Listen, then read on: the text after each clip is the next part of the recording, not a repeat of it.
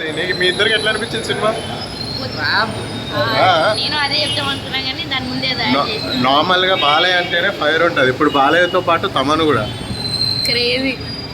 So hey guys, welcome back to new video once again. This is Nagi, you watching it's Nagi channel. ఏంటంటే సరదాగా నేను మీ ముంగటికి రానికి ఈరోజు మనము వ్లాగ్ అండ్ రివ్యూ చేయబోతున్నాం అనమాట. దేందా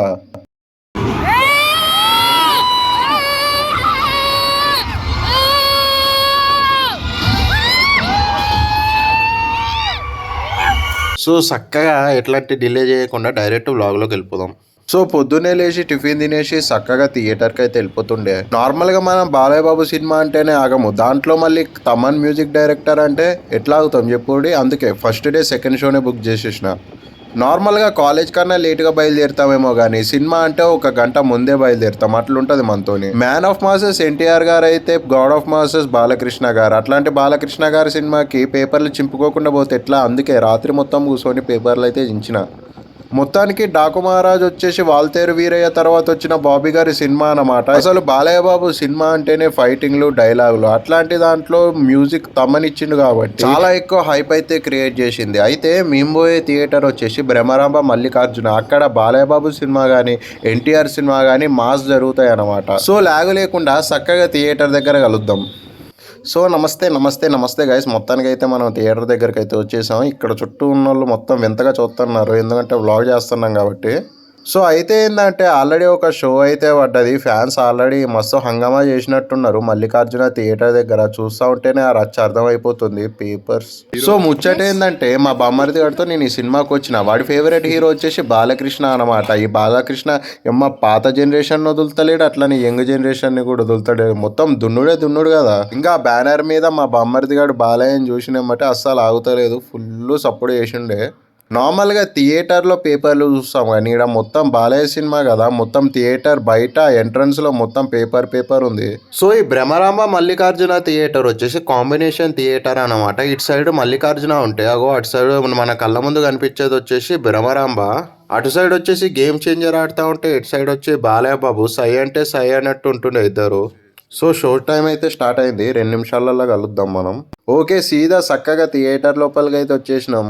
బాలయ్య బాబు అదృష్టం ఏంటంటే అది ఆయన అదృష్టమో తెలియదు, మన అదృష్టమో తెలియదు. నార్మల్గా మాస్ ఆడియన్సే కాకుండా ఫ్యామిలీ ఆడియన్స్ కూడా ఆయన సినిమాని చూడడానికి ఇష్టపడతారు. నా కళ్ళ ముందే 10-15 ఫ్యామిలీస్ వచ్చినాయి ఇప్పటికీ. ఇంకా ఏం చేయలేము, ఆల్రెడీ థియేటర్ లోపలికి అయితే ఎంటర్ అయిపోయినాం. వీడు వినిపించేది ఒకటే సౌండ్, జై బాలయ్య అంతే. మనం తీసుకున్న 100 రూపాయల టికెట్కి న్యాయం చేయాల్సిన టైం వచ్చేసింది. సీదా షోలో కలుద్దాం.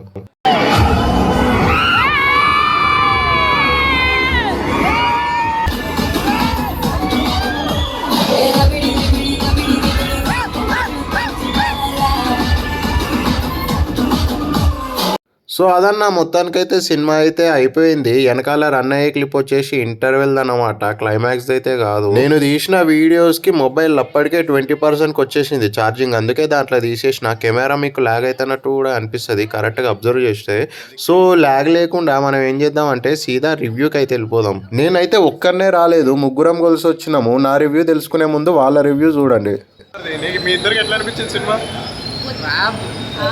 నేను అదే చెప్తాం అనుకున్నా కానీ దాని ముందే నార్మల్గా బాలయ్య అంటేనే ఫైర్ ఉంటుంది. ఇప్పుడు బాలయ్యతో పాటు తమను కూడా క్రేజీ. సో నాతో వచ్చిన మా ఇద్దరు బామ్మర్దులకైతే నచ్చింది. చిన్నోడు బాలయ్య బాబు ఫ్యాన్ అని చెప్పినా కదా, సరే వాడిని పక్కన పెట్టేసేయండి. పెద్దోడికి కూడా చాలా బాగా నచ్చిందంట. సో వాళ్ళ రివ్యూ అయిపోయింది కాబట్టి ఇక మన రివ్యూ పోతూ మాట్లాడుకుందాం. సో మూవీ ఓపెన్ చేస్తే ఇంటర్వెల్లో ఒక 10 సెకండ్స్ అట్లా సీను స్టార్టింగ్లోనే ఓపెన్ చేస్తారు. నార్మల్గా ఏ సినిమా అన్నా చిన్నగా స్టార్ట్ అయ్యి హైలోకి వెళ్తుంది, కానీ బాలయ్య బాబు సినిమా స్టార్టింగ్ నుంచి ఒక హై తోటి పోతుంది. మూవీలో ఎటువంటి ల్యాగ్ లేకుండా ఎమోషనల్ ఇంట్రడక్షన్ తోటి స్టార్ట్ అవుతుంది. అయితే ఈ మధ్య రిలీజ్ అయిన సినిమాలలో కాన్సెప్ట్ పెద్దగా ఉంటలేదన్నమాట. మంచి కాన్సెప్ట్స్తో వచ్చిన మూవీస్ చాలా తక్కువ ఉండే. దాంట్లో ఈ డాకు మహారాజ్ ఒకటి. 2 days ఏగో గేమ్ చేంజర్ రివ్యూ కూడా ఇచ్చిన, అది కూడా మంచి కాన్సెప్ట్స్ తోటే వచ్చింది. కాకపోతే శంకర్ గారికి ఎగ్జిక్యూషన్ అంతగా మంచిగా రాలేదనిపించింది నాకు మూవీలో. ఆయన బడ్జెట్ మొత్తం సినిమా కంటే సినిమా సాంగ్స్కే ఎక్కువ పెట్టిండు కాబట్టి అంత ఇంపాక్ట్ అయితే ఎక్కువ క్రియేట్ చేయలేదు. కలెక్షన్లలో కూడా జెన్యూన్ కలెక్షన్ అని నాకు కూడా అనిపించలేదు, చాలా ట్రోల్స్ అవుతున్నాయి. బట్ 180 ప్లస్ అనుకుంటా కదా, అంత కలెక్షన్ వచ్చుండదు అన్న అభిప్రాయం. సరే గేమ్ చేంజర్ గురించి ఎందుకులే కానీ డాకు మహారాజ్కి వచ్చేద్దాం సీదా. డాకు మహారాజ్కి ప్లస్ పాయింట్ ఏంటంటే తమనన్న టెడ్డీ అన్న ఏం కొట్టినావు అన్న బీజిఎం. సినిమాలో ప్లస్ పాయింట్ వచ్చేసి ఏంటంటే మన తమన్ కొట్టిన బ్యాక్గ్రౌండ్ స్కోర్ ఒకటి, next Balayya Babu dialogue delivery, ఇంకా తన మాస్ ఒకటి ఎక్కడా డౌన్ అనేది కాలేదు. మొత్తం ఫుల్ అయిపోయితే క్రియేట్ అయింది సినిమా స్టార్టింగ్ నుంచి ఎండింగ్ వరకు. నెక్స్ట్ వచ్చేసి సినిమాటోగ్రాఫర్, ఆయన పేరు నేను మర్చిపోయినా కానీ అబ్బబ్బబ్బా ఏమున్నాయన్న కొన్ని సీన్స్ వేరే లెవెల్ గా డిజైన్ అయితే చేసిండు. నెక్స్ట్ విలన్ క్యారెక్టర్ వచ్చేసి బాబీ డియోల్ అనమాట. ఆయన ఎంట్రీ సీన్ ఉంటే మెంటల్ ఉండుండే, దాని తర్వాత స్టార్ట్ అయింది భయ్య సినిమాలో నీరసం అనేది. ఆయన ఎందుకు వచ్చిండో తెలియదు. ఫ్లాష్ బ్యాక్ కూడా నార్మల్ గా కొన్ని సినిమాలలో చూసినట్టే అనిపించింది. యానిమల్ తర్వాత బాబీ డియోల్ కి విలన్ గా చాలా మంచి మూవీస్ అయితే వచ్చినాయి, కానీ ఈ మూవీలో బిస్కెట్ అయిపోయింది. అంత మంచి సీన్స్ అయితే వాళ్ళలేదు, ఆయనకి అంత ఇంపాక్ట్ కూడా క్రియేట్ చేయలేదు. మూవీ వస్తాడు పోతాడు, ఏమీ అంత క్రియేట్ అయితే చేయలేదు. సో ఫైనల్ గా వచ్చేసి క్లైమాక్స్ అనమాట. క్లైమాక్స్ కొద్దిగా రోత చేసారు భయ్య, అంత మంచి ఇంపాక్ట్ క్రియేట్ కాలే. దాంతో పాటు కొంచెం నీరసం వచ్చేసింది క్లైమాక్స్ చూసేటప్పటికి. ఫైనల్ అవుట్పుట్ కదా సినిమా కరెక్ట్గా పడుంటే క్లైమాక్స్ వేరే లెవెల్ ఉంటుండే. క్లైమాక్స్ ఒకటి కొద్దిగా నెగిటివ్, దాని తర్వాత మళ్ళీ ఈ సాంగ్ ఒకటి దబ్బిడిది బిడ. ఆ సాంగ్ ఎందుకు పెట్టిరో, ఆ సాంగ్ని తీసేస్తారనుకున్నా అన్ని ట్రోల్స్ తర్వాత, కానీ అది తీయలేదు.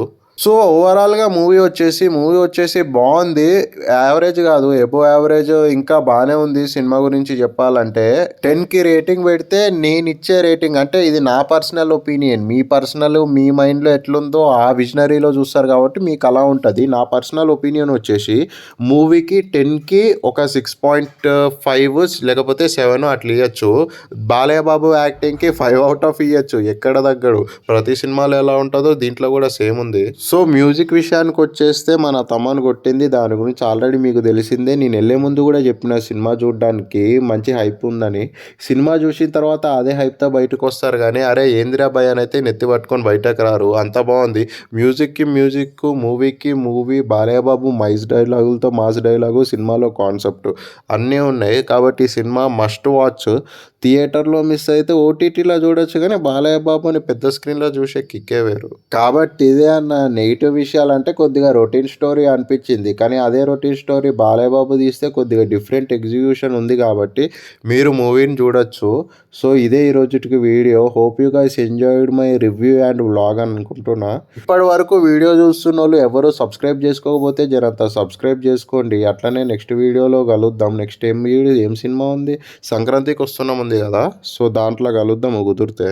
మీ అందరికి ఓకే అంటే మన ఛానళ్ళల్లో టికెట్స్ గివ్ అవే పెడదాం. ఎట్లాంటి అంటే main theatres like RTC X road కానీ లేకపోతే కుక్కర్పల్లి కానీ గివ్ అవే పెడతా.